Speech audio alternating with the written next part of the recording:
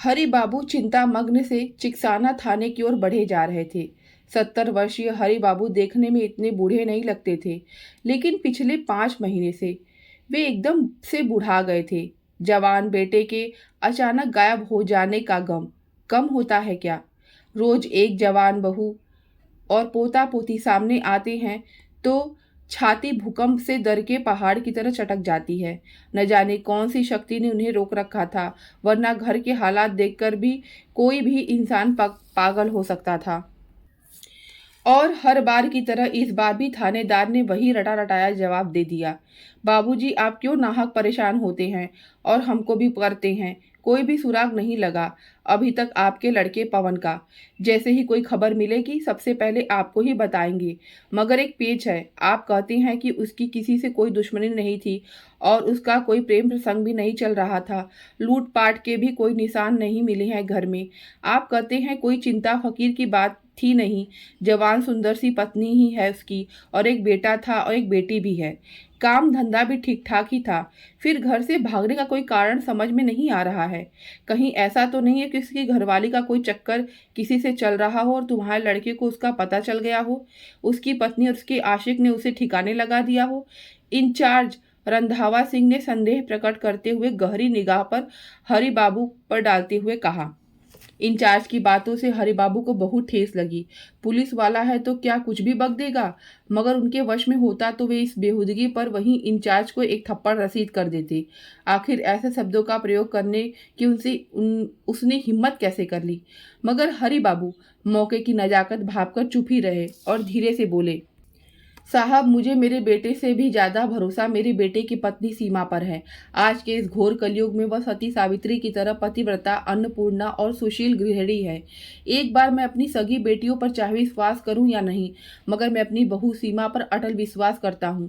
वह कभी कोई गलत काम कर ही नहीं सकती है। धरती चाहे इधर की उधर हो जाए, मगर सीमा का चरित्र हिमालय से भी ज्यादा मजबूत है। ये वाक्य कहते कहते हरि बाबू की आंखों से दो आंसू गालों पर लुढ़क गए, जो दाढ़ी के बियाबान जंगल में बरसाती नाले की तरह बह निकले। अच्छा ठीक है हरि बाबू, अगर इतना ही विश्वास है आपको तो अब आगे से इस बारे में कुछ भी पूछकर आपका दिल नहीं दुखाऊंगा। हम पूरी कोशिश कर रहे हैं आपके बेटे पवन को ढूंढने की, और आगे भी ढूंढते रहने की कोशिश निर्बाध रूप से चलती रहेगी। अगर आपको कोई भी सूचना मिले तो हमें जरूर बताना। और इंचार्ज साहब अपने काम में व्यस्त हो गए। बेचारे हरि बाबू कितनी उम्मीद लेकर आए थे थाने में कि आज कुछ तो सुखद समाचार मिलेंगे, मगर सब उम्मीदें एक ही झटके में नेस्तानाबूद हो गई। पवन की माँ पूछेगी तो मैं क्या कहूंगा? बेटा चाहे कितना भी बड़ा क्यों न हो जाए, एक माँ के लिए वह तो बच्चा ही रहता है। जवान बहू मेरी तरफ प्रश्नवाचक निगाहों से देखेगी तो मैं एक बेचारा बूढ़ा आदमी उनका तेज कैसे संभालूंगा? उन आंखों में झांकने की हिम्मत हो गई है मेरी। दोनों पोते पोती अपने पापा के बारे में पूछेंगे तो उन्हें क्या कहूंगा? बस यही चिंता खाए जा रही थी हरि बाबू को। वे अपने पैरों को घसीटते हुए से ले जा रहे थे, लेकिन पैर चलने का नाम नहीं ले रहे थे। ऐसा लग रहा था कि दोनों पैर 10-10 मन के भारी से हो गए थे। घर पहुंचने पर हरि बाबू के साथ वही हुआ जिसका डर था। सबकी तीखी निगाहें हरि बाबू पर पड़ी, जैसे उन्होंने पवन को कहीं छुपा रखा हो। हरि बाबू बनावटी चेहरे से फीकी हंसी हंसते हुए बोले, इंचार्ज साहब ने कहा बहुत जल्दी आने वाला है अपना पवन। चिंता मत करो और अपना अपना काम करो। घर वाले भी जानते थे कि इसका मतलब क्या है। हरि बाबू उन्हें झूठी तसल्ली दे रहे हैं, मगर वे भी नहीं चाहते थे कि हरि बाबू पर गमों का और कोई भार पड़े। बूढ़ा शरीर है, क्या पता सदमे से कहीं टे ना बोल जाए। सब लोग अपने अपने काम में मशगूल हो गए। रात को खाना खाकर सब लोग सो गए। हरि बाबू की आंखों में नींद का नामो निशान भी नहीं था।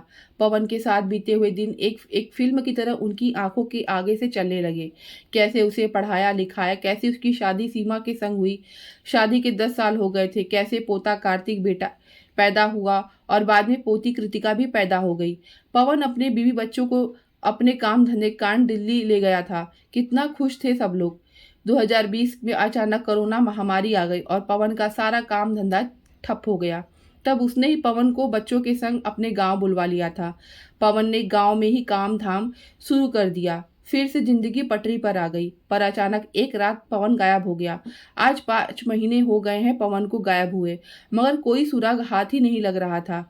चिंता और हताशा के कारण हरि बाबू उद्विग्न हो रहे थे, बार बार करवटें बदल रहे थे, मगर नींद ऐसी रूठी थी कि मन कहीं मान ही नहीं रही। रात को 1 बज रहा था। हरि बाबू पेशाब करने उठे और आंगन में आ गए। पूरे मकान में अंधेरा था, पूर्ण निस्तब्धता व्याप्त थी वातावरण में। अचानक उनकी निगाह ठिठकी। सीमा के कमरे से उजाले की एक हल्की सी दरार दरवाजे के नीचे से बाहर आने को छटपटा रही थी। इतनी रात को सीमा क्या कर रही है? हरि बाबू के मन में आया। कौतूहलवश वे सीमा के कमरे की ओर बढ़ गए। दरवाजे पर जाकर वे ठिठक गए।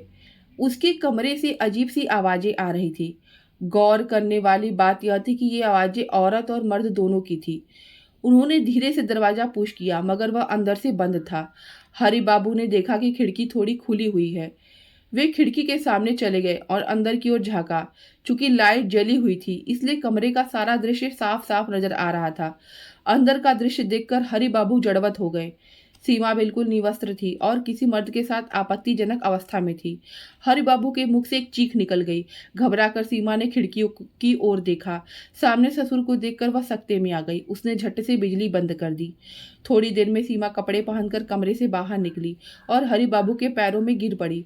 उसके साथ साथ वह युवक भी कमरे से बाहर निकला। हरि बाबू उसे पहचान गए। वह पवन का खास दोस्त रवि था।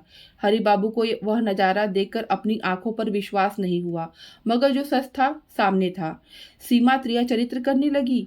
मुझसे गलती हो गई बाबूजी, मुझे क्षमा कर दीजिए, वह बार बार कह रही थी। और हरि बाबू कह रहे थे, तूने मेरे विश्वास को तोड़ा है सीमा, मैं तुम्हें कभी क्षमा नहीं कर सकता हूँ। हरि बाबू ने 2 थप्पड़ सीमा में रसीद कर दिए। सीमा के गाल पर पड़े थप्पड़ों से रवि आग बबूला हो गया और हरि बाबू का गिरेबान पकड़कर बोला, उसे छोड़ दे बुढ़े, मुझसे बात कर। और बात भी करेगा क्या तू? तुझे तो पता ही नहीं है, इसलिए चुपचाप पड़ा रहा किस कोने में, नहीं तो तेरा भी वही हाल करूंगा जो मैंने और सीमा ने पवन का किया है। अब हरि बाबू को दोनों पर संदेह हो गया। रवि वहां से भाग निकला और हरि बाबू अपने कमरे में आ गए। अब नींद कैसे आ सकती थी? सीमा का निवस्त्र बदन और काम ध्वनि की आवाजें उन्हें चैन लेने नहीं दे रही थी। दूसरे दिन सुबह ही वह थाने चले गए और थानेदार को सारी बातें बता दी। थानेदार तुरंत पुलिस दल लेकर आ गया। सीमा के कमरे की तलाशी ली और कुछ कपड़ों पर खून के धब्बे मिले। बस इस आधार पर सीमा को गिरफ्तार कर लिया गया। बाद में रवि को भी गिरफ्तार कर लिया गया। दोनों ने अपना अपराध कबूल कर लिया। सीमा ने घटना के बारे में बताया। दिल्ली में पवन की मुलाकात रवि से हो गई। दोनों एक ही गांव के थे, इसलिए घर पर आना जाना शुरू हो गया। रवि एक नौजवान और स्मार्ट गठीले बदन का लड़का था। बहुत हंसी मजाक करता था। वह उसके व्यक्तित्व से प्रभावित होकर उसकी ओर खींचती चली गई। एक दिन जब पवन अपने काम धंधे पर चला गया, तब पीछे से घर पर रवि आ गया। उस दिन पहली बार सीमा ने अपनी सीमा लांघी थी। उस दिन के बाद रवि पीछे से घर आने लगा और हम लोग आनंद लोग की नियमित सैर करने लगे। मगर कोरोना के कारण हम लोग गांव आ गया और तो मिलन में समस्या खड़ी हो गई। मैं रवि के बिना तड़पने लगी। तब रवि दिल्ली से मेरे लिए रात को 12 बजे आता। मैं खाने में नींद की दवाई मिला देती तो घर के सभी लोग गहरी नींद में सो जाते। तब हम लोग पूरी रात खूब मस्ती करते। एक दिन हम लोग आंगन में सो रहे थे। उस रात रवि को मैंने बुलाया था और हम लोग अपने कार्यक्रम में व्यस्त हो गए। उसी चारपाई पर पवन सो रहा था। अचानक उसकी आंख खुल गई और उसने सब कुछ देख लिया। रवि ने उसका मुंह बंद कर दिया और एक हाथ से उसका गला दबा दिया। वह निढाल होकर गिर पड़ा और उसका सिर फूट गया। वहीं पर उसकी मृत्यु हो गई। रवि ने बाहर खड़े अपने दोस्त को अंदर बुलाया और उसे गद्दे में लपेटा और मोटरसाइकिल पर ले गए। उसकी लाश पर 20 किलो का पत्थर रखकर उसे नहर में धकेल दिया। मैंने खून के सारे धब्बे साफ कर दिए। सुबह होने पर मैंने पवन के गायब होने की कहानी घर वालों को सुना दी। ससुर जी मुझ पर विश्वास के कारण पुलिस ने मुझसे पूछताछ ही नहीं की थी और हम लोग बच गए। थोड़े दिनों के बाद सब कुछ नॉर्मल हो गया। मैं और रवि फिर से रंगरेलियां मनाने लग गए। मगर उस दिन पता नहीं बाबूजी की नींद कैसे खुल गई। नींद की दवाई तो उस दिन भी मिलाई थी मैंने खाने में। सीमा की आंखों में पश्चाताप के कोई चिन्ह नहीं थे। हरि बाबू को काटो तो खून नहीं। जिस बहू पर बेटे से ज्यादा विश्वास किया, जिसे सीता की तरह पतिव्रता समझा, वह ऐसी उल्टा निकलेगी, यह नहीं सोचा था उन्होंने। किसी इंसान की हत्या करने से भी भयंकर है किसी के विश्वास का कत्ल करना। सीमा ने वही सबसे घृणित काम किया था अब उसके कर्मों की सजा कानून ही देगा, पर 2 बच्चे तो अनाथ हो गए, उनका क्या? दोस्तों, इस प्रकार से कहानी समाप्त हो जाती है। अगर आपको कहानी अच्छी लगती है तो आप चैनल को प्लीज़ सब्सक्राइब कर दीजिएगा और इस कहानी के लिए एक लाइक कर दीजिएगा। धन्यवाद।